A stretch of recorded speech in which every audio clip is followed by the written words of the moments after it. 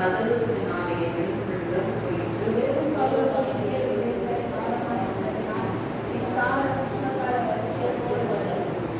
நான் என் அக்கிரமத்தை மறைக்காமல் என் பாவத்தை உமக்கு அறிவித்தேன். என் மீறுதல்களை கர்த்தருக்கு அறிவிப்பேன் என்றேன். தேவரீர் என் பாவத்தின் தோஷத்தை மன்னித்தீர்.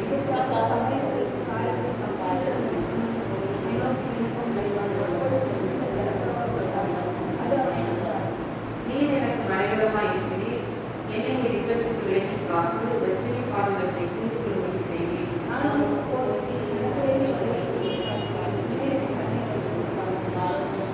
வாழ்நாள் கடிகளுக்கு நான் வாய்க்கால் வழியை செய்யாத இல்லாத குதிரை போடும் கோவில் கல்வியை போடும் என்றெல்லாம்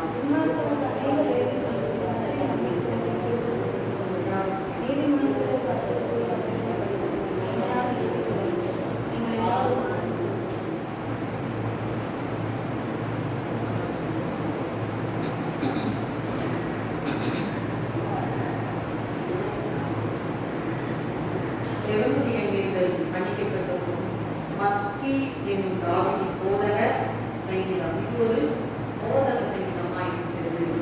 இங்கே தாவீது மூன்று காரியத்தை நமக்கு போதிக்கிறார். இப்படி 3 விதமான காரியங்கள் சொல்லப்பட்டிருக்கிறது. பாவம் மன்னிக்கப்பட்டவனுடைய ஆசீர்வாதம், பாவத்தோடு இருக்கிறவனுக்கு காணப்படுகிற சஞ்சலம், ஆண்டவரால் நடத்தப்படுகிற மனிதனுக்கு ஆண்டவர் வைத்திருக்கிற ஆசீர்வாதங்களுக்கு 3 காரியத்தை ஏதாவது நமக்கு அருமையாக போதிக்கிறார். அதாவது முதல்ல நம்ம பார்க்கிறோம், எவருடைய மீறுதல் மன்னிக்கப்பட்டதோ பாவம் மூடப்பட்டதாக வாக்கியம். மீறுதல்கள் ரசப்பட வேண்டும், மன்னிக்கப்பட வேண்டும், பாவங்கள் ரசப்பட வேண்டும், மூடப்பட வேண்டும். இப்படிதான் நாம் வாய்க்கப்பட்ட ஜனங்களாய் ஆசிரியப்பட்ட ஜனங்களாய் நாம் காணப்படுவோம். தேவனுடைய பிள்ளைகளை அங்கே மனிதனாகிய ஆதாம் ஏவாள் பாவம் செய்தபோது அவர்கள் என்ன செய்தார்கள்? ஒழிந்து கொண்டார்கள். பாவம் செய்தபோது, பாவம் செய்யாமல் இருக்கும்போது எப்படி காணப்பட்டாங்க? ஆண்டவராகிய இயேசு கிறிஸ்து ஒவ்வொரு நாளும் தெரிஞ்சவர் விசாரிப்பவர். அவங்க என்ன செய்வாங்க? அப்படி நல்ல வெட்ட வெளிச்சத்துல, நல்ல பப்ளிக்ல, நல்ல ஓப்பனா ஃப்ரீயா அவங்க என்ன செஞ்சாங்க? இருந்தாங்க. ஆண்டவரால் ஈஸியாக செய்ய முடிந்தது, தொடர்பு கொள்ள முடிந்தது, பேச முடிந்தது, உரையாட முடிந்தது. அவங்க பாவம் செய்யாமல் இருக்கும்போது, அவங்க பாவம் செய்ததுக்கு அப்புறம் அவங்க எப்படி நடந்துட்டாங்க? ஓடி ஒழிஞ்சாங்க. எதுக்கு ஒழிஞ்சாங்க? பாவம் செஞ்சுட்டாங்க. கர்த்தருடைய வார்த்தைக்கு கீழ்ப்படியல, மற்ற சொன்ன காரியத்தை செய்யாதபடி அவருடைய சுய காரியமாக அவர்கள் நடந்து கொண்ட போது, செய்த போது, நம்ம பாவம் செஞ்சுட்டோம், நம்ம ஆண்டுடைய வார்த்தையை மீறிட்டோம், நம்ம குற்றவாளி ஆகிட்டோம், இப்போ எப்படி அவர் முன்னாடி நம்ம நிற்கிறதுங்கிற ஒரு குற்ற உணர்வு அவர்களுக்குள்ளே வந்ததுனால அவர்களால் டைரக்டா செய்ய முடியல, ஆண்டவரோட இருக்கவோ பேசவோ பார்க்கவோ முடியல. காரணம் அவர்களுடைய பாவம் அவர்களுக்கு தடையா இருக்குது. இன்றைக்கு தேவனுடைய பிள்ளைகளே, நம்முடைய வாழ்க்கையிலும் அப்படிதான். நம்ம பாவம் செஞ்சா தேவனோட என்ன செய்ய முடியாது, டைரக்டா நிற்க முடியாது, பேச முடியாது. அந்த பாவம் நம்ம என்ன செய்கிறது? அமிழ்த்துகிறதா, ஆக்குகிறதா இருக்கிறது. அப்ப நம்ம பாவம் செய்யாத சுத்த வாழ்க்கை வாழும்போது கர்த்தருடைய சித்தத்தை, கர்த்தருடைய வார்த்தையை நாம் நிறைவேற்றும் போது நாம் தைரியமாக என்ன செய்ய முடியும்? நிர்வாசனத்திலே சேர முடியும், நிற்க முடியும். அப்போ நம்முடைய பாவங்கள் என்ன செய்யப்பட வேண்டும்? மன்னிக்கப்பட வேண்டும். அப்போ இப்படிப்பட்டதான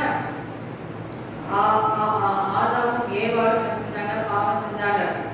அவங்க பாவம் செய்யாம இருக்கும்போது நல்ல ஆசீர்வாதமா இருந்தாங்க, ரொம்ப சந்தோஷமா இருந்தாங்க. வாழ்க்கையில ரொம்ப சந்தோஷம் இருந்துச்சு. கவலை இல்லை, துக்கம் இல்லை, எதுவுமே இல்லை, ரொம்ப ஹாப்பியா இருந்தாங்க.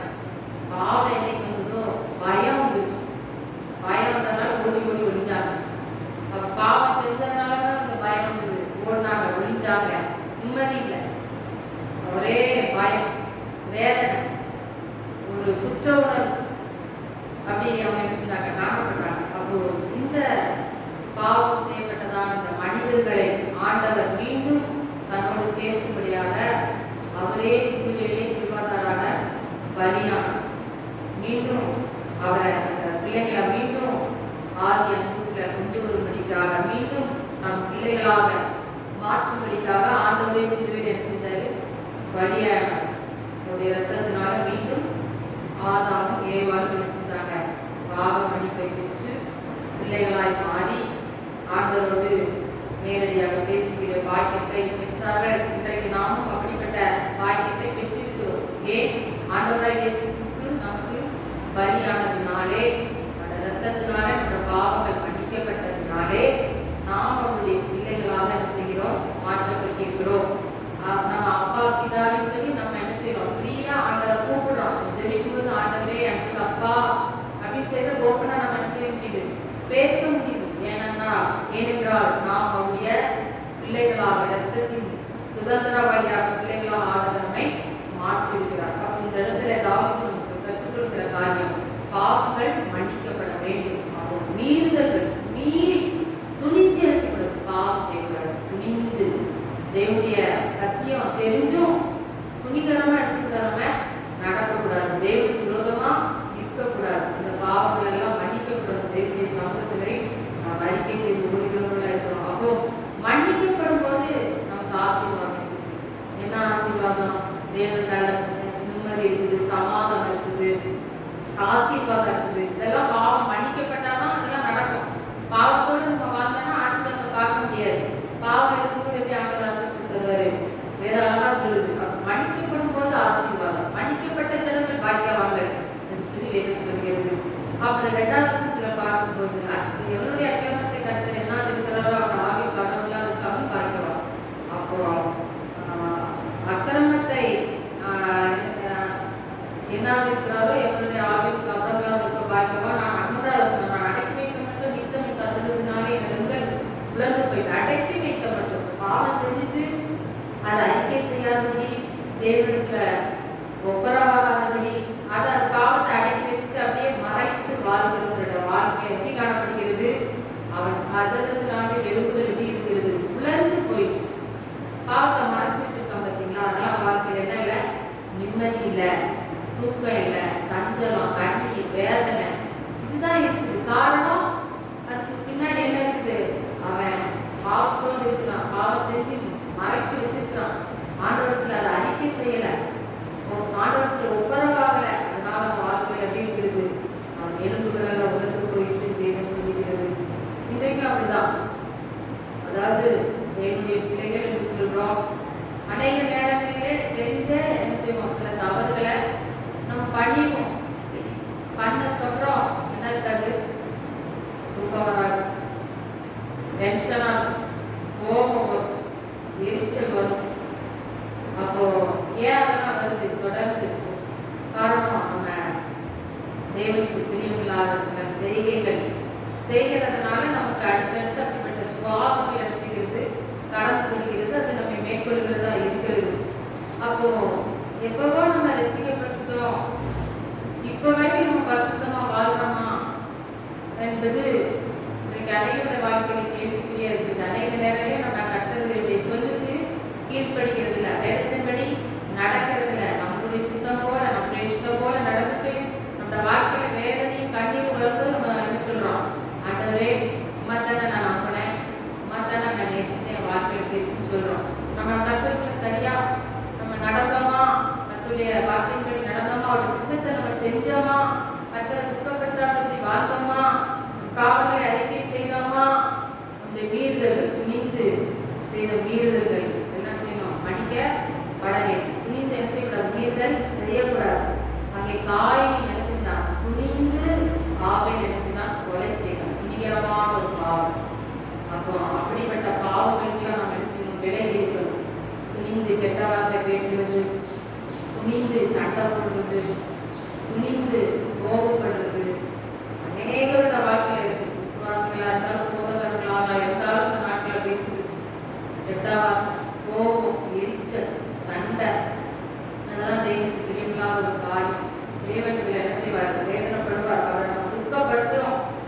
அப்போ வேதத்தில் நம்ம வாசிக்கிறோம் மாம்சத்தின் கிரியைகளை குறித்து. மாம்சத்தின் கிரியை கலாச்சார சொல்லப்பட்டிருக்குது. கோபம், வைராக்கியம், சண்டை, பகை, எரிச்சல், அப்படி காரியங்கள் சொல்லப்பட்டிருக்காது. அந்த மாம்சத்தின் கிரியைகளை நாம் என்ன செய்யணும்? விட்டு எழுப்ப வேண்டும். ஆவிக்குரிய கனிகளை நாம் பெற்றுக்கொள்ள வேண்டும். நம்முடைய நம்முடைய துன்மார்க்க வாழ்க்கையில பாவம் இருக்குன்னா என்ன இருக்காது, வாழ்க்கையில நிம்மதி இருக்காது. அவன் நினைச்சு நான் அறிக்கை செய்து விட்டு விடும்போது தான் அந்த ஆசீர்வாதம் இருக்கும். அப்புறம் 2வது வசனத்துல நான் உனக்கு போதித்து நீ நடக்க வேண்டிய வழியை உனக்கு காட்டுவேன் கனவை ஆண்டவராக இயேசு கிறிஸ்து நமக்கு ஒரு டீச்சரா இருக்கிறார், ஒரு போதகரா இருக்கிறார். ஆண்டவர் போதிக்கும் போதுதான் ஆண்டவரை சுற்றிலும் ஏராளமான கூட்டங்கள், ஆண்டவர் எங்க போனாலும் ஒரு திரளான கூட்டம் ஆண்டவரை செஞ்சிடும் சூழ்ந்துடும். ஆண்டவரை இயேசு கிறிஸ்து வந்திருக்கிறார் சொல்லிட்டு திரள் கூட்டம் மக்கள் சூழ்ந்துருவாங்க எங்க போனாலும். அப்போ ஆண்டவர் போதித்து அவர் எப்படி போதிப்பாரு, எல்லா ஜனங்களுக்கும் ஈஸியா விளங்கும்படிக்காக அவர் நிறைய உவமைகளை சொல்லுவார், நிறைய கதைகளை சொல்லுவார், ஜனங்களுக்கு புரியும்படிக்காக அப்படி சொல்லி ஆண்டவர் போதிப்பார். ஸ்ரீசர்களுக்கு கூட ஆண்டவர் தான் போதித்தார். இன்றைக்கு ஆண்டவராக இயேசு கிறிஸ்து நமக்கு நல்ல ஒரு போதகராக இருக்கிறார். நம்ம எப்படி நடக்கணும், நம்முடைய நடக்க வேண்டிய வழியை சிவா நமக்கு காட்டுகிற தேவனா இருக்கிறார். உண்மை கண்ணை வைத்துள்ளது ஆலோசனை செய்ய வேண்டும். இன்றைக்கு ஆண்டவராக இயேசு கிறிஸ்து உங்க வாழ்க்கையில ஒவ்வொரு நாளும் போதிக்கணுமா, அப்ப நீங்க என்ன செய்யணும், அவருடைய சித்தத்தின்படி நடக்கணும், சொற்படி நடக்கணும், கீழ்ப்படுத்துவர்களா நம்ம இருக்கும்போதுதான் ஆண்டவர் பேசுவார். ஆண்டவருடைய வார்த்தைக்கு நம்ம கீழ்ப்படியும் போது பேசுவார். சாமுவேலோட எப்ப பேசினாரு, சின்ன பையன் தான். நான் சொன்னா ஆண்டவரே சொல்லும்படியே கேட்கிறேன். அப்போ சொல்லும்படியே கேட்கிறேன்னு சொல்லி அவனை கீழ்ப்படுத்தவனாய் தன்னை தாக்கி விட்டு கொடுத்த போது ஆண்டவர் சின்ன சாமுவேலோடு பேசினார். இன்றைக்கு ஏன் அநேக நேரங்கள் ஆண்டவர் நம்மளோட பேச முடியல, நம்ம தான் இன்றைக்கு அநேக நேரம் எப்படியா இருக்கிறோம், ஆண்டவருக்கு மேலா இருக்கிறோம். நம்ம தான் ஆண்டவர் மாதிரியும் ஆண்டவர் தான் நமக்கு கீழே மாதிரியும் ஆண்டவர் தான் நம்மளை தொங்கிட்டு எம்மாட்டு அந்த மாதிரி இருக்குது அப்படி நம்ம வச்சிருக்கிறோம். அப்போ ஆண்டவரை நம்ம வைக்க வேண்டும், ஆண்டவரை தலைவராய் போதகராய் வைக்க வேண்டும். நாம் ஆண்டவருக்கு கீழாக நம்மை தாழ்த்தி நாம் நடக்கும் போது, ஆண்டவருடைய சொல்லுக்கு நாம் கீழ்ப்படிந்து நடக்கும் போது ஆண்டவர் என்ன செய்வார், போதித்து நம்மை நடத்துகிற தேவனா இருக்கிறார். அவருடைய நல்ல வழியை நமக்கு காட்டுவார். தீமையான வழியை விட்டு அநேக நேரங்களிலே தீமையான வழிகளில சிலர் ஆண்டவரை ஏற்றுக்கொண்டிருந்தாலும் தீமையான வழிகளிலையும் போவாங்க. அப்ப ஆண்டவர் என்ன செய்வார், உணர்த்தி மகனே நீ செய்கிற காரியம் தவறு, நீ போகிற பாதை தவறு, நீ வைத்திருக்கிற அந்த சம்பாஷணை, அந்த எப்படி சொல்றது, இந்த காரியங்கள் எல்லாம் எனக்கு தவறு என்பதை என்ன செய்வார், உணர்த்தி காட்டுவார். ஆண்டவர் ஆலோசனை சொல்லுகிற தேவன், போதித்து நடத்துகிற தேவன். இன்றைக்கு ஆண்டவர்களை போதித்து நடத்துகிறாரா, சத்தத்தை நீங்க கேட்கிறீங்களா, சொல்ல முடியுமா?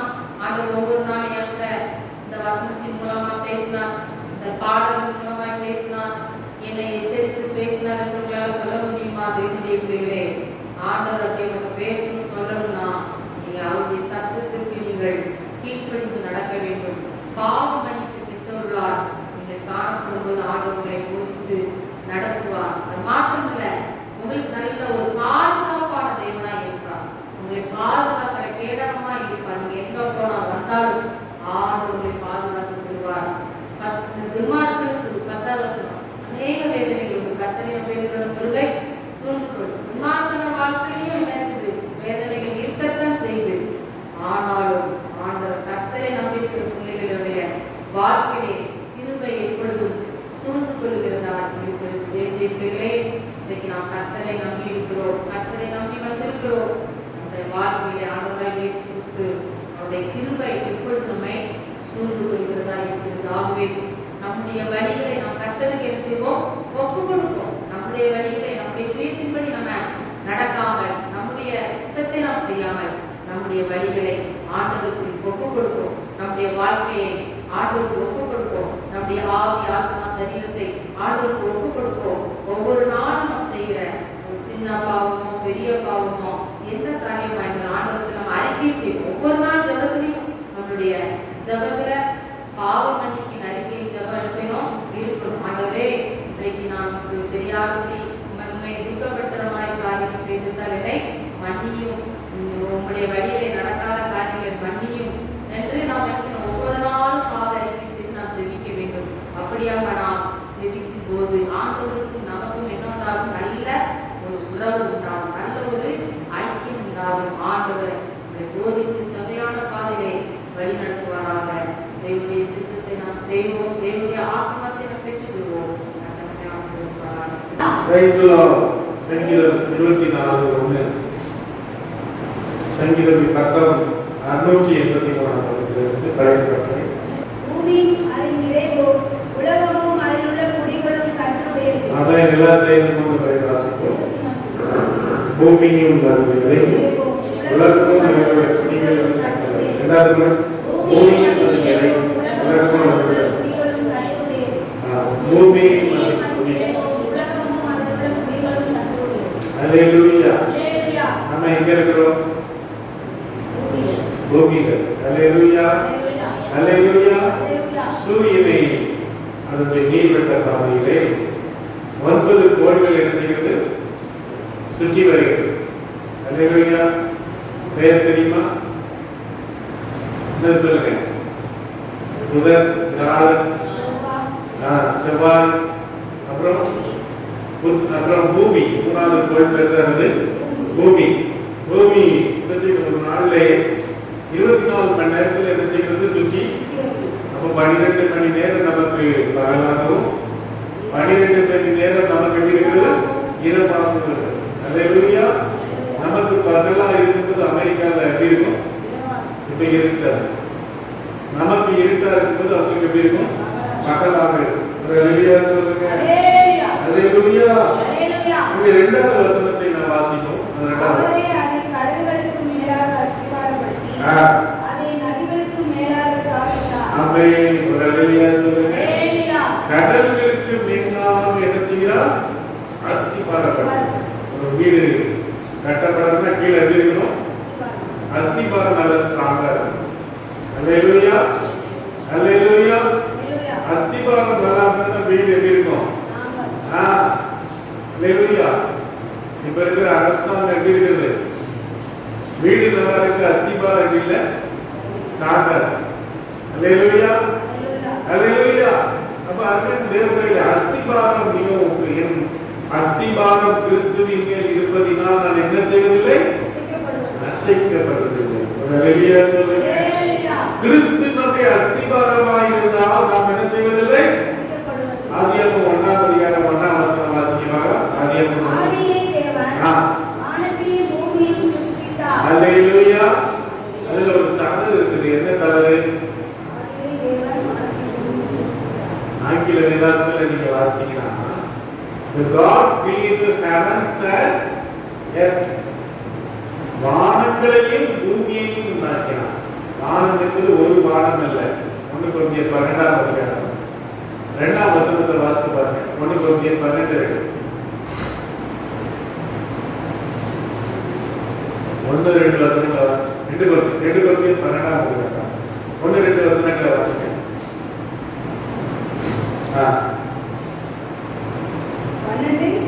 1-2 மேன்மை பாராட்டுகிறதுக்கு எனக்கு தகுதி இல்லை. ஆகிலும் கர்த்தர் அருளிய தரிசனங்களையும் வெளிப்படுத்தல்களையும் சொல்லுகிறேன். கிறிஸ்துவுக்குள்ளான ஒரு மனுஷனை அறிவேன். அவன் 14 வருஷத்துக்கு முன்னே 3ஆம் வானம் வரைக்கும். எத்தனாவது வானம்? 3ஆம் வானம். ஆமென். நாம் காண்கிற வானம் எத்தனாவது வானம்? முதல் வானம். அப்புறம் 2வது வானம், 3வது வானம், 7ஆம் வானம் வரைக்கும் இருக்கிறதாக சொல்லுகிறார். அல்லேலூயா சொல்லுங்க. அல்லேலூயா. அல்லேலூயா. அப்போ இந்த பூமி யாருடையது? அதில் உள்ள செல்வம் யாருடையது? இதில் உள்ள மக்கள் யாருடையவர்கள்? நம்முடைய சுவாசம் கூட யாருக்கு கொடுத்தது? கர்த்தர் கொடுத்தது. அல்லேலூயா சொல்லுங்க. அல்லேலூயா. பூமி யாருடையது? ஆமென். ஒரு அல்லேலூயா சொல்லுங்க.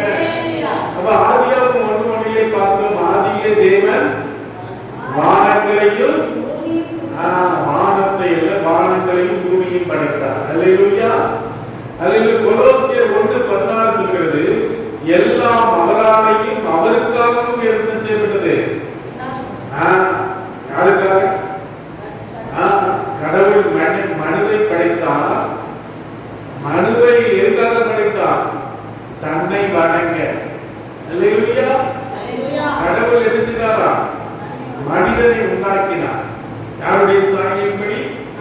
அவருடைய சாயலின்படியும் அவருடைய வாசிங்க ஆதியாகமம் 1 வசனம் வாசிங்க 26 ஆதியாகமம் 1:26 நமது சாயலாகவோ நமது ரூபத்தின்படியே மனுஷனை உண்டாக்குவோமாக. ஹalleluya. பிள்ளை பிறந்தவங்க நம்ம என்ன சொல்வோம்?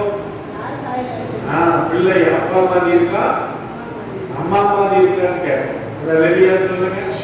அதே போலதான் ஆண்டவர் இன்னைக்கு உங்களை என்னைக்கு யாரை போல உருவாக்கி இருக்கிறார்? அவரை போல உருவாக்கி இருக்கிறார். ஹalleluya சொல்லுங்க. ஏசாயா 45:12 வாசிக்க பார்க்கலாம். ஏசாயா 45:12. ஆமென். சொல்ற நான் பூமியை உண்டு பண்ணினேன். ஹalleluya சொல்லுங்க. ஆமென். ஹalleluya. டார்வின் என்று சொல்லக்கூடிய ஒரு ரஷ்ய விஞ்ஞானி சொல்றார், மனுஷன் எங்க இருந்து வந்தா? மனுஷன் எங்க இருந்து வந்தா? குரங்குல இருந்து வந்தான். மனுஷன் எப்படின்னா அப்ப நம்ம எல்லா குரங்கும் எப்படி மாறி இருக்கிறோம்? மனுஷனா மாறி இருக்கோம். ஹalleluya. அதே போல விஞ்ஞானிகள் என்ன சொல்றாங்க? நிறைய அந்த அணுலாம் உண்டாகி அதெல்லாம் துகள்லாம் உண்டாகி அப்படிதான் உண்டாயிருக்கு. ஆனா வேதத்திலே நாம் வாசிக்கிறோம், கடவுள் வார்த்தையினாலே தன்னுடைய வார்த்தையினாலே என்ன செய்தார்? அந்த வானத்தை பூமியை என்ன செய்தார்? படைத்தார். ஹalleluya சொல்லுங்க.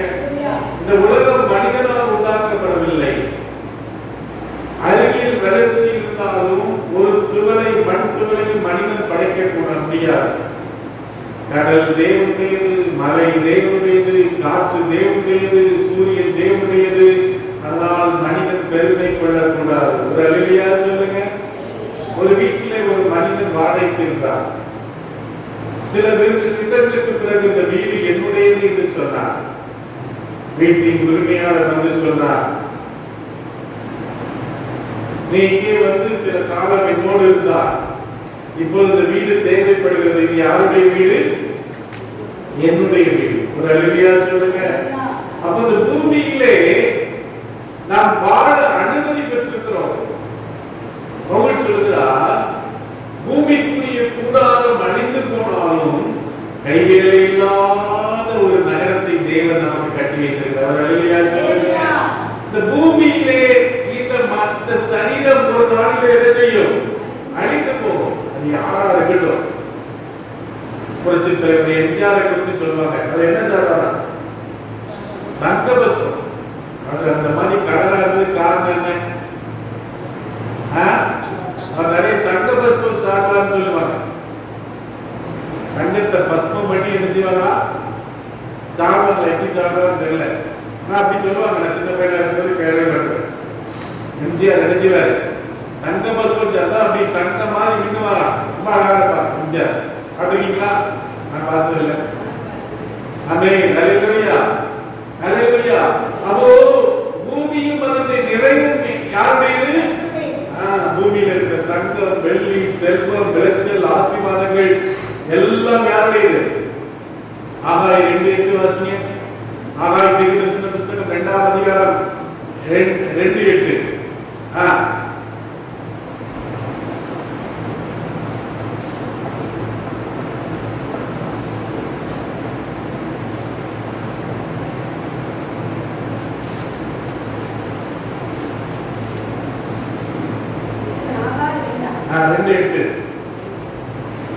எத்தனை பக்கம் சொல்லுமா?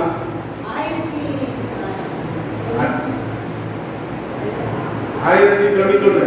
ஆசிமா. வெள்ளியும் என்னுடையது. வெள்ளியும் என்னுடையது. பொன்னும் என்னுடையது. ஒரு ஹalleluya சொல்லுங்க. ஹalleluya. வெள்ளியும் பொன்னும் என்னுடையது. ஒரு ஹalleluya சொல்லுங்க. ஹalleluya. ஹalleluya.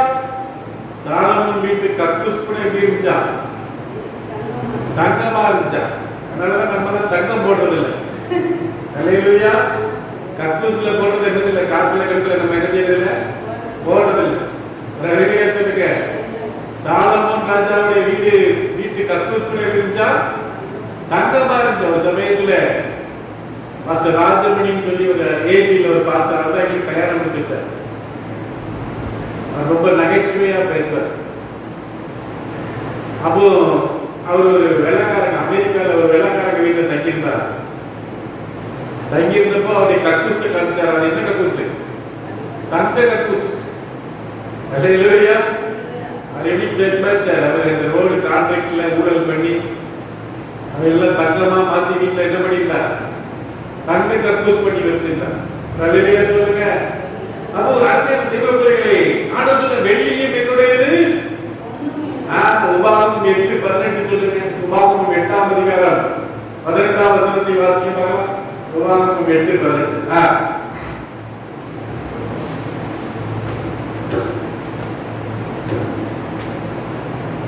உன் தேவனாகிய கர்த்தரை நினைப்பாயாக.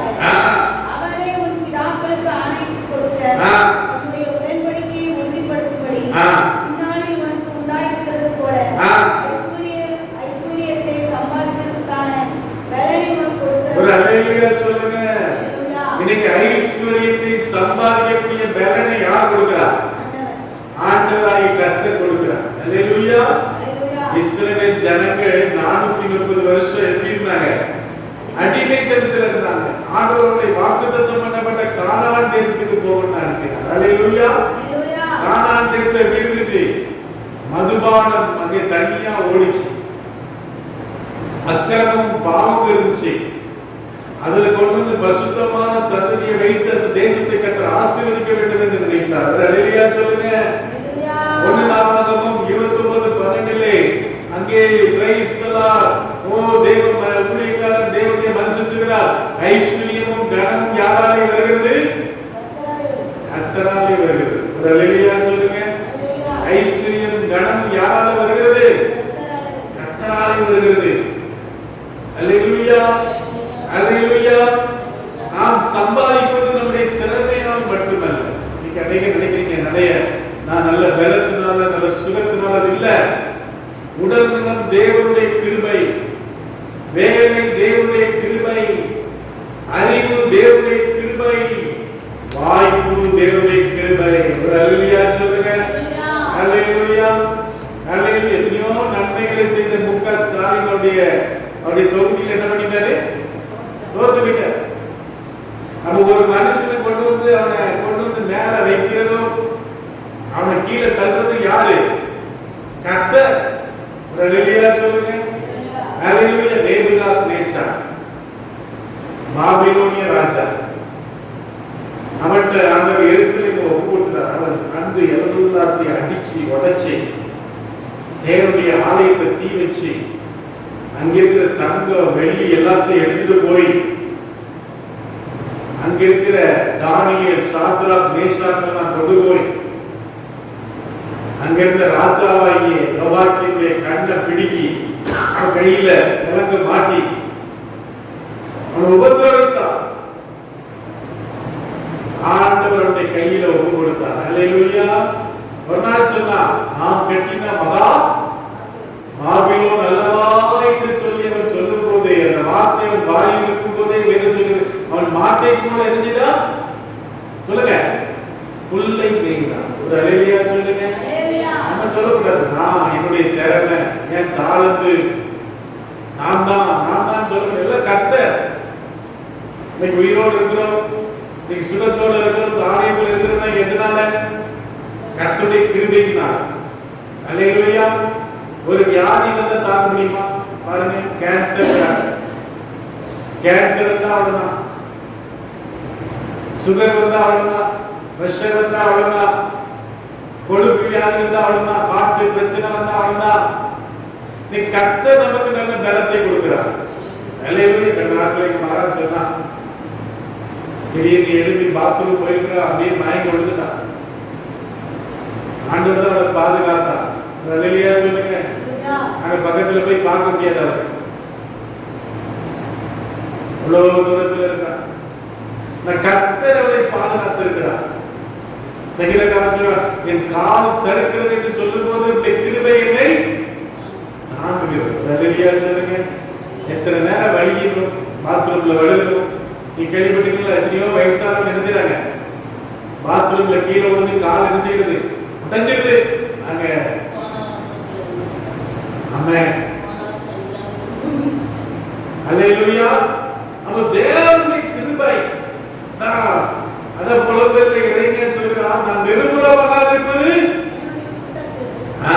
அவருடைய இரக்கங்களுக்கு முடிவில்லையே. ஒரு அல்லேலூயா சொல்லுங்க. உலகத்தையும் எல்லாவற்றையும் உண்டாக்கின தேவன். அல்லேலூயா. உலக ராஜ்யத்திலே அரசர்கள் வருகிறார்கள். ராஜ்யம் என்ன செய்கிறது? மாறுகிறது. பாரதிய ஜனதா பார்ட்டி தான் பெரிய கட்சி, எங்களை அசைக்கவே முடியாதுன்னு சொன்னாங்க. கடந்த நாட்கள்ல சுப்ரீம் கோர்ட் ஜட்ஜி சொன்னாங்க, இன்னைக்கு இருக்கிற இளைஞர்கள் எப்படி இருக்கிறாங்க? கரப்பான் பூச்சி மாதிரி இருக்கிறாங்க ஒரு வார்த்தை சொன்னாங்க. உடனே என்ன ஆரம்பிச்சுட்டாங்க? கரப்பான் பூச்சி ஜனதா பார்ட்டி. என்ன பண்ணினா கரப்பான் பூச்சி, அதுல ஒரே நாள் 2 கோடி பேர் இருந்துட்டாங்க, மெம்பரா சேர்ந்தாங்க ஒரே நாள். அல்லேலூயா. அப்ப நான் பாருங்க, அரசியல் மாறும், பொருளாதாரம் மாறும், நாணய மதிப்பு மாறும், ஆனால் தேவனுடைய ராஜ்யம் நிலைத்திருக்கிற எல்லா காரியங்களையும் சொல்றாங்க. ஹalleluya, ஹalleluya. நான் கர்த்தர், நான் மாறாதவர், என்னாலே செய்யக்கூடாத அதிசயமான. ஹalleluya, ஹalleluya. ஒரு கப்பல் ஒன்று கடல்ல போயிட்டு இருந்துச்சு. போயிட்டு இருக்கும்போது பயங்கரமா என்ன அடிச்சது? அலை அடிச்சது. கடந்த நாட்கள்ல கூட ஒரு நியூஸ் கேள்விப்பட்டேன். நம்ம நாகப்பட்டினத்துல இருந்து இலங்கைக்கு என்ன பண்ணுது? போட் போகுது. அது மாசத்துல எத்தனை தடவை போகுதுன்னு தெரியல. அப்ப அந்த போட்ல என்ன ஆச்சுன்னா திடீர்னு ரிப்பேர் ஆயிடுச்சு. இன்ஜின் ரிப்பேர் ஆனதுனால அங்க 4 மணி நேரமா கடலுக்குள்ளே மக்கள் தான் இருந்திருக்காங்க. எல்லாருக்கும் வாங்கி மயக்கம் தான் வந்துருச்சுன்னா, அப்ப இந்த கப்பல் போயிட்டு இருக்கும்போது கடல்ல என்னாச்சு? பயங்கரமான புயல் வந்துச்சு. எல்லாரும் பயந்துட்டாங்க. ஒரு குட்டி பையன் மட்டும் எப்படின்னா அமைதியா இருந்தான். அல்லேலூயா. எல்லாரும் கேட்டாங்க, ஏப்பா நீ பயப்படல? நாங்கெல்லாம் பயந்து இருக்கிற, நீ பயப்படலன்னு கேட்டாங்க. அதுக்கு சொன்னா, இந்த கப்பலை ஓட்டுறவர் யாரு? எங்க அப்பா. ஒரு அல்லேலூயா சொல்லுங்க. இந்த உலகத்தை நடத்துகிறவர் யார்? நம்முடைய அப்பா. அடுத்த வானமும் பூமியும் ஒழிந்து போனாலும் இந்த வார்த்தைகள், ஹalleluya. அந்த அப்பா இருக்கிறதுனால என்னை எப்படி காப்பாற்றுவார், என்னை எப்படி நடத்துவார், என்னை எப்படி அக்கறையிலே கொண்டு போய் சேர்ப்பார். எல்லா காரணங்களை சோதரனே. ஹalleluya, ஹalleluya. உலகமும் உலகத்தில் உள்ள குடிகளும் யாருடையவைகள்? ஹalleluya. எசேக்கியேல் 18:4 ஆண்டு சொல்கிறார், எல்லா ஆத்துமாவும் யாருடையது? என்னுடையது. 1 கொரிந்தியர் 6ஆம் அதிகாரம் 19-20 வசனங்களை வாசிங்க. 1 கொரிந்தியர் புதிய பாட்டுல 6ஆம் அதிகாரம் 19-20 வசனம் வாசிங்க.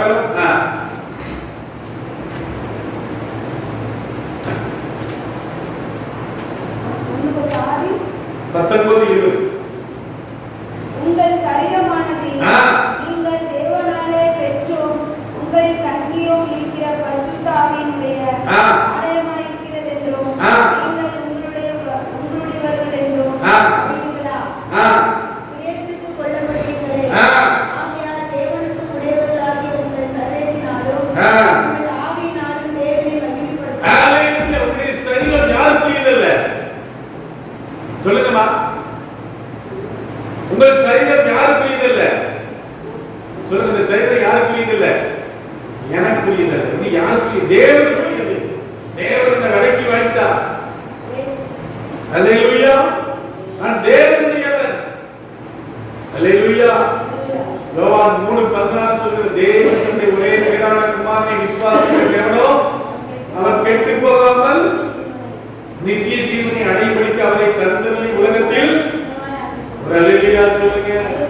அல்லேலூயா, அல்லேலூயா. ஆமென். மனிதர்கள் ஜாதியால் தேவனுடையவர்கள், படைப்பால் தேவனுடையவர்கள், ரட்சிப்பால் தேவனுடையவர்கள். சிலுவையிலே இயேசு கிறிஸ்து தம்முடைய இரத்தத்தை சிந்தி நம்மை என்ன செய்தார்?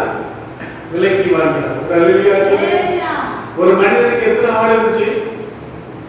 சொல்லுங்க. 100 ஆடு இருந்துச்சு. அதுல ஒரு ஆடு என்ன செய்தது? சரி, ஒரு ஆடு அந்த காணாம போட்டு அவன் இருக்கணும்.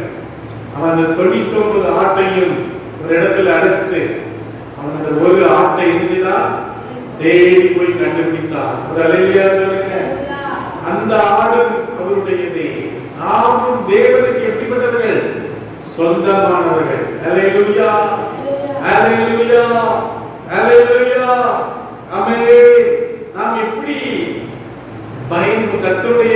எப்படி பயன்படுத்த வேண்டும். வாசிங்க பார்க்கலாம். 1 கொரிந்தியர் 4:2 வாசிக்கும் போது வாசிங்க பார்க்கலாம். 1 கொரிந்தியர் 4:2.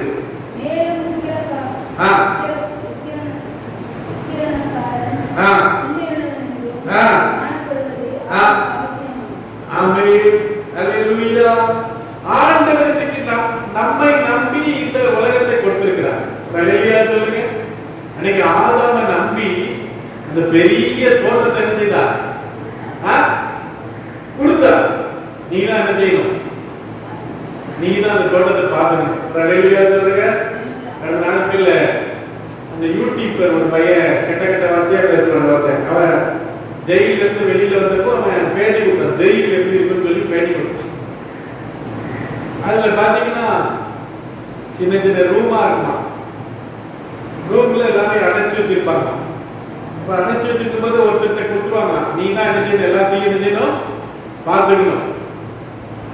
நீ தான் எல்லாரும் அவங்களை என்ன செய்யணும்? அவங்க எத்தனை மணிக்கு எழுந்துறாங்க, எத்தனை மணிக்கு இது பண்றாங்க, எல்லாத்தையும் கணக்கெல்லாம் நீ பார்த்துக்கணும் அப்படின்னு பொறுப்பை கொடுத்துருவாங்க. அதுக்கு பரிசா என்ன கிடைக்கும்? டீ கிடைக்குமா? காலையில ஒரு டீ, ராத்திரி ஒரு டீ. இல்லையா? இல்லையா? அவ்வளவு உபத்திரம். வெயில வச்சிருந்தா அவ்வளவு பாடுபடுத்துவாங்க, அவ்வளவு அடிப்பாங்க. போலீஸ்காரெல்லாம் வந்து அடிப்பான், கெட்ட வார்த்தையா பேசுவாங்க. இப்படியாக பல காரியங்கள் இருக்கு. இன்னைக்கு கர்த்தர் நம்மை நம்பி இந்த பூமியை கொடுத்திருக்கிறார். ஹல்லேலூயா சொல்லுங்க. வேதத்திலே மத்தேயு 25 ஆண்டவர் ஒரு மனிதன் 3 விதமான மனிதர்களை தெரிந்தெடுத்தார். ஒருத்தர் என்ன பண்ணார் சொல்லுங்க? 5 தாலந்தை கொடுத்தார். இன்னொருத்தர் என்ன கொடுத்தார்? 2 தாலந்தை கொடுத்தார். இன்னொருத்தர் என்ன பண்ணார்? 1 தாலந்தை கொடுத்தார். ஹல்லேலூயா சொல்லுங்க. 5 தாலந்தை கொடுத்தவன் என்ன செய்தார்? 10 மாத்தினார். 2 தாலந்தை கொடுத்தவன் என்ன செய்தார்? 4 மாத்தினார். 1 தாலந்தை கொண்டு வந்தவன் என்ன செய்தார்? உடைத்து வைத்தார். இன்னைக்கு தேவனுக்கு தாளந்துகள், கிருபைகள், வரங்கள் எல்லாம் கொடுத்திருக்கிறார். நீங்க தேவனுக்கு பயன்படுத்தாம என்ன செய்றீங்க? ரீல்ஸ் பார்த்துட்டு இருக்கீங்க. ஆண்டவர் டெய்லி ஒரு அம்மா பெங்களூர்ல இருந்து ஒரு அம்மா பாட்டி படிக்க தெரியாது, பாட்டு கூட படிக்க தெரியாது. ஆனாலும் அது செல்ல வச்சுட்டு பாத்தீங்கன்னா அப்படி பிரேயர் நடக்கும். அழகா பிரேயர் நடக்கும். தப்பு தப்பாத பாடும். சிங்க குட்டிகள் பட்டினி கிடக்கிற நீ நம்பி பாடும். சிங்க குட்டிகள் பட்டினிக்கு கிடக்கும், ஆண்டவரை தேடுவோருக்கு என்ன அந்த மாதிரி பாடுனா சிங்க குட்டிகள் பட்டினி கிடக்கும், ஆண்டவரை தேடுவோருக்கு குறையிலேயே இதுதான் படிக்கும். படிச்சா கேட்டாலே நமக்கு சிரிப்பா வரும். ஆனாலும் பாருங்க அந்த அம்மா அது கிடைத்த அந்த கிருபையை வச்சு செல்லுல நல்ல பிரேயர் பண்ணி ஒருத்தருக்கா பிரேயர் பண்ணி வேதத்திலிருந்து ஒரு வசனத்தை எடுத்து பேசி அழகாக பேசி அதுதான் கிருபை. இன்னைக்கு நம்ம எதுக்கு யூஸ் பண்றோம்? செல்ல சும்மா ரீல்ஸ், சும்மா அசுத்தமான காரியங்கள், அசுத்தமான இதுதான் நம்ம பார்த்துட்டு.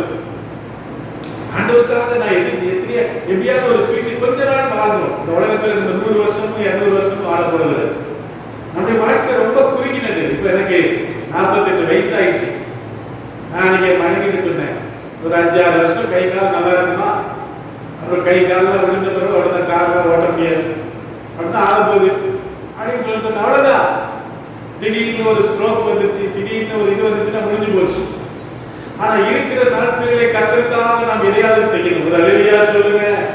காலங்கள் குறுகிறது, பொல்லாத காலத்துல இருக்கிறோம். பாத்தீங்களா, டெய்லி பெட்ரோல் விலை கூடுது. எப்படி சமாளிக்க முடியும்? கடையில 100 ரூபாய்க்கு போய் ஒரு தோசை 100 ரூபாய், ஒரு டீ 25 ரூபாய். விலை கூடிச்சு, சம்பளம் கூடல, விலைவாசி தான் இருக்குது கூடுது. அப்போ தேவ பிள்ளைகளை தேவன் கொடுத்த பணத்தை தேவனுக்கு என்று நாம் காரியங்களை செய்யணும். தேவன் கொடுத்த திறமை தேவனுக்கு என்று செய்யணும், பயன்படுத்தணும். தேவன் கொடுத்த ஊழியத்திலே தேவனுக்காக ஊழியம் செய்யணும். தேவன் கொடுத்த நேரத்தை தேவனுக்கு என்ன செய்யணும், பயன்படுத்தணும். ஞாயிற்றுக்கிழமை ஆயிடுச்சுனா கர்த்தருடைய ஆலயத்துக்கு ஓடி வந்துடணும், ஆண்டவரை தேடணும், ஆண்டவருடைய பிள்ளைகளால் வாழணும். மற்றவர்களுக்கு சொல்லணும், வாங்க போவோம் கொஞ்ச நேரம் பாஸ்டர்மா கொஞ்ச நேரம் பேசுவாங்க, வாங்க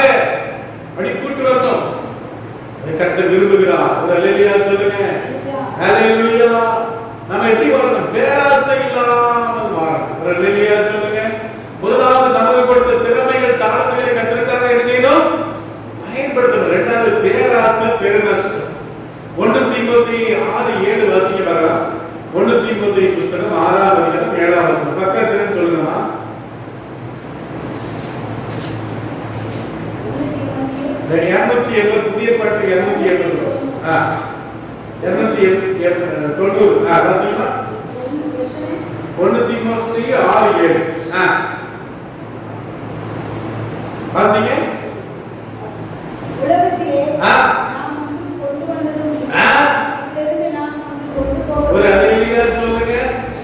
அரசியல்வாதிகள்லாம் பாருங்க என்ன நினைக்கிறாங்க, நிறைய பணம் சாவதுக்குள்ள என்ன செய்யணும், நிறைய பணம் சேர்த்தணும். அல்லேலூயா. எங்க ஊர்ல சுரண்டையில வேலாயுத நாடான்னு ஒருத்தர் இருந்தார். அவரு என்ன பண்ணாரு, அவரு இந்த ஈயம் பித்தாளெல்லாம் விற்கிறார். இந்த ஈயம் பித்தாளைக்கு பேர் சொன்னதான் செய்வார். அவர் பாத்தீங்கன்னா செருப்பு கூட போட மாட்டார். செருப்பு போட்ட நாயம், செருப்பு போட்ட நாயம் தேஞ்சிடும். செருப்பெல்லாம் கையில தான் வச்சிருப்பார். யாராவது போனாங்கன்னா அவங்களை கூட்டு போடணும், அவங்களை கொண்டு போய் அங்க பக்கத்துல விட்டுக்கலாம். நிக்கலாம், பெரிய பணக்காரங்களா இருக்காங்க, கோடீஸ்வரங்களா இருக்காங்க. ஆனா அவருடைய வாழ்க்கை எப்படி இருந்துச்சு, ரொம்ப ஒரு பரிதாபமான வாழ்க்கையா இருக்கு. அப்ப அருமையான தெய்வ பிள்ளைகளே, இன்றைக்கு நம்முடைய வாழ்க்கையிலே நாம் நினைச்சுக்கிற பேராசையா இருக்கக்கூடாது. மகா அலெக்சாண்டர் கிரேக்க நாட்டில இருந்து இந்தியா வரைக்கும் வந்தான். 50 போலார் கணவாய் வரைக்கும் வந்தான். அநேக தேசங்களை எல்லாம் பிடித்து ஒரு 32 வயது வாலிபனாய் அவன் குதிரையில் ஏறி பயங்கரமா வருவான். உலகமே அவனை கண்டு பயன்படுது. இஸ்ரவேல் எல்லாம் பிடிச்சிட்டான். அப்ப இந்தியாவுக்கு வரும்போது அவனுக்கு ஒரு காய்ச்சல், விஷ காய்ச்சல் வந்து தேசத்துக்கு திரும்பி போறதுக்கு முன்னால நினைச்சுட்டான், இறந்துட்டான். நான் சொன்னா என் சவப்பட்டியில 2 ஓட்டையை பண்ணி கையை எடுத்துங்க, வெளியில போட்டு வைங்க. உலகத்திலிருந்து நான் ஒன்றும் கொண்டு வந்ததும் இல்லை. அருமையான தேவ பிள்ளைகளே, இன்னைக்கு இங்க இருக்கும்போது நமக்குள்ள ஆசை வருது, நிறைய சம்பாதிக்கணும், நிறைய துணி வாங்கணும், நிறைய ட்ரெஸ் வாங்கணும், நிறைய அப்படி இருக்கணும், நம்மள கூட இருக்கணும். இவ்வளவு இல்ல, கர்த்தருக்காக வாழ்க்கை. ஒரு அலையிலையா சொல்லுங்க. அன்னை தெரசா அவங்ககிட்ட இருந்த சொத்து எத்தனை தெரியுமா? 2 சொத்து, 2 சேலை. ஒரு சேலை கெட்டதுக்கு ஒரு சேலை மாத்தோடு. அலையிலையா சொல்லுங்க. அப்துல் கலாம் அவர்தான் இஸ்லாமிய நம்முடைய தேசத்துடைய ஜனாதிபதியாக இருந்தார். எல்லா ஜனாதிபதியும் அந்த ஜனாதிபதி அவங்களுக்கு கொடுத்த அந்த வீட்டை காலி பண்ணும்போது பாத்தீங்கன்னா பெரிய பெரிய பெரிய பஸ்ல, பெரிய பெரிய லாரியில அவங்களுடைய எல்லா ஜாமானையும் கொண்டு போவாங்க. ஆனா நம்முடைய அப்துல் கலாம் அவர் அந்த அந்த காலி பண்ணும்போது அவருக்கு ஒரே ஒரு சூட்கேஸ். சொல்லுங்க, ஒரு வளர்த்து மனுஷன் அவருக்கு இயேசு கிறிஸ்துனா தெரியாது. அவர் ஒரு விஞ்ஞானி, நம்முடைய தேசத்தினுடைய ஜனாதிபதியாக இருந்தவர். அவர் அந்த அந்த ஜனாதிபதி மாளிகைக்கு வரும்போது அவருக்கு ஒரே ஒரு சூட்கேஸ். பிள்ளையே, இன்னைக்கு நம்முடைய வாழ்க்கையிலே ஆண்டவருக்காக நாம் வாழணும். ஒரு அல்லேலூயா சொல்லுங்க. மத்தேயு 6:19-20 ஆண்டவர் சொன்னார், பரலோகத்திலே உள்ள பொக்கிஷங்களை செய்யுங்கள், பரலோக ராஜ்யத்தை கட்டணும். பரலோகத்துல நம்ம ஏதாவது செய்யணும். எனக்கு அப்பா போன் பண்ணப்போ அவர் சொன்னா, சர்ச்சில் ஒரு கஷ்டப்பட்ட பிள்ளைக்கு நாங்க என்ன செய்யறோம், மாப்பிள்ளை பார்த்து கல்யாணம் பண்ணி வைக்கிறோம். கல்யாணம் பண்ணி வைக்கும் போது அவன் இன்னொரு தம்பி, எனக்கு அடுத்த தம்பி ஒருத்தன், அவன் 20,000 ரூபாய் கொடுத்துருக்கான். சென்னையில ஒரு தம்பி பாஸ்டர், அவன் ஒரு 10,000 ரூபாய் கொடுத்துருக்கான். எனக்கு கோபமா இருந்துச்சு, இவருக்கு வேலை வைக்க இல்லையா, சும்மா கணபதியெல்லாம் படிக்கிற காரணி. இன்னைக்கு வரைக்கும் அவர் பேர்ல ஒரு ஒரு ஒரு சின்ன இடம் கிடையாது, அவர் பேர்ல எந்த சொத்தும் கிடையாது. தன்னுடைய வாழ்க்கை முழுவதையும் ஆண்டவருக்காகவே வாழ்ந்தது. ஒரு அல்லேலூயா சொல்லுங்க. அல்லேலூயா, அல்லேலூயா. ஆண்டவர் ஆண்டவர் ஊழியர்களுக்கு உற்சாகம் கொடுப்பார். கடனை கூட வாங்கி கொடுப்பார். கூட்டத்தை நடத்தினா எந்த கடமையும் நமக்கு வாங்குறதுக்கு ஆண்டவருடைய கிருபையினால நமக்கு அப்படி வாங்க பிடிக்க. கடன் வாங்கி எனக்கு அப்படி ஒரு ஊழியம் செய்ய விருப்பது. ஆனா இந்த தாழ்ப்பாளருடைய வாழ்க்கையை பார்த்தீங்கன்னா பயப்படவே மாட்டார். எவ்வளவு பெரிய காரியம், எத்தனை நாட்கள் ஒரு ஊழியக்காரர் இருந்தார். அவரை நான் தான் ரெடி பண்ணி 2 நாள் கூட்டம் 30,000 ரூபாய் கொடுத்துருக்காரு. அர்த்தம் இல்ல, அஜிஸ்டர் ஊழியக்காரங்க வாங்கி கொடுத்துருக்காரு. அப்போ பாருங்க, அப்போ நீங்க உலகத்திலே தேவ பிள்ளைகளை ஆண்டவருக்காக வாழ வேண்டும் என்கிற ஒரு எண்ணங்கள் அநேகருக்கு இருக்கிறது. ஒரு அல்லேலூயா சொல்லுங்க. அப்ப அருமையான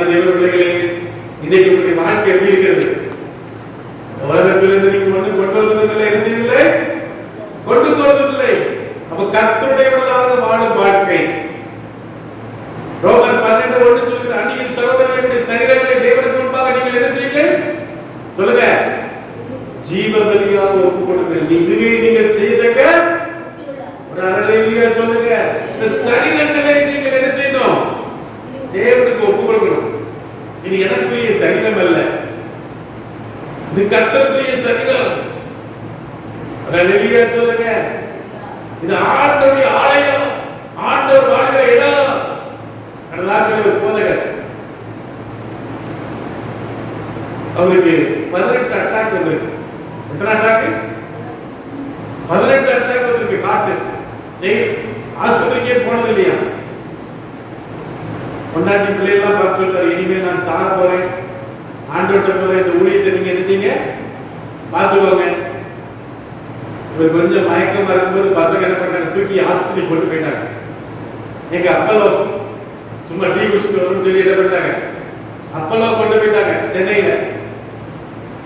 அங்க டெஸ்ட் பண்ணா டாக்டர் சொல்லிருக்கிறாரு, இனிமேல் நீங்க என்ன செய்ய பிரசங்கமே பண்ணக்கூடாது.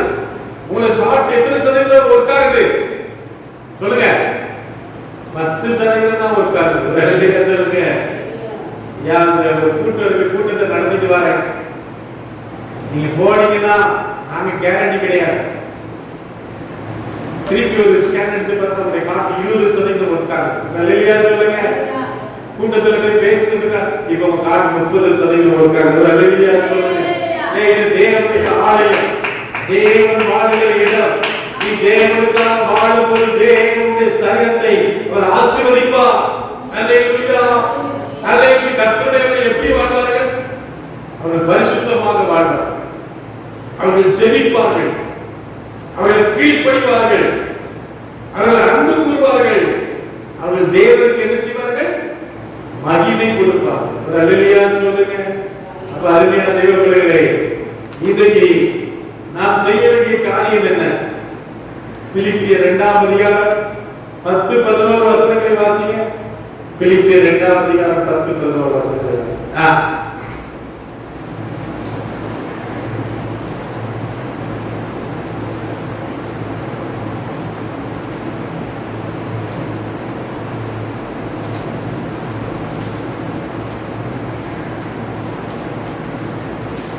பிலிப்பியர் 2:10-11. இயேசுவின் பக்கம் 271. இயேசுவின் நாமத்தினால் வானோ பூதலத்தோ பூமியின் கீழாருடைய யாருடைய முழங்காலும் முடக்கும் படிக்கும். ஒரு அல்லேலூயா சொல்லுங்க. அப்ப ஆண்டவருக்கு முன்பாக எல்லாம் முடங்காம என்ன செய்யுமா? முடங்குமா. வெளிப்படுத்தின விசேஷம் 11-15 வாசிங்க. வெளிப்படுத்தல் 11-15.